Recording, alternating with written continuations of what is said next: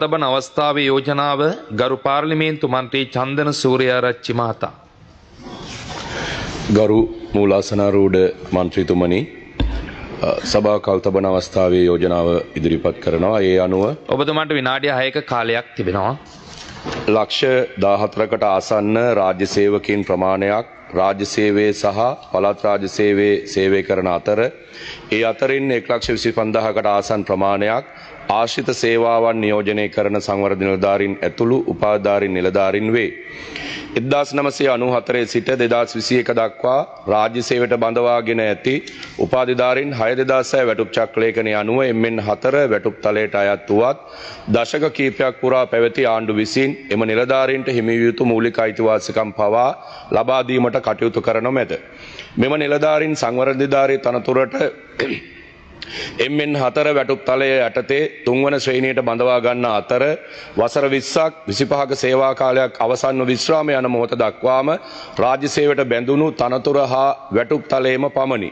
මුළු සේවා කාලය පුරා සේවයට බැඳුණු තනතුරත් බැඳුණු වැටුප් තලයේම සේවය කොට අවසානයේ විශ්‍රාම ගැනීමට සිදුවෙන අතර එවන් තත්වයට පත්ව ඇත්තේ සංවර්ධන නිලධාරීන් ඇතුළු උපාධිධාරීන් පමණි. 2016 වසරේ පැවති ආණ්ඩුව රාජ්‍ය සේවක විශ්‍රාම වැටුප් අහිමි කිරීමත් සමග 2016 වසරේ සිට රාජ්‍ය සේවයට 75,000කට ආසන්න එම පිරිසකට පූර්ණ විශ්‍රාම වැටුප් හිමිකම අහිමි වුවත් වත්මන් රජයේම හිමිකම නැවත ලබා දීම විශාල ජයග්‍රහණයක් මෙන්ම එම නිලධාරීන්ට අස්වැසිල්ලකි.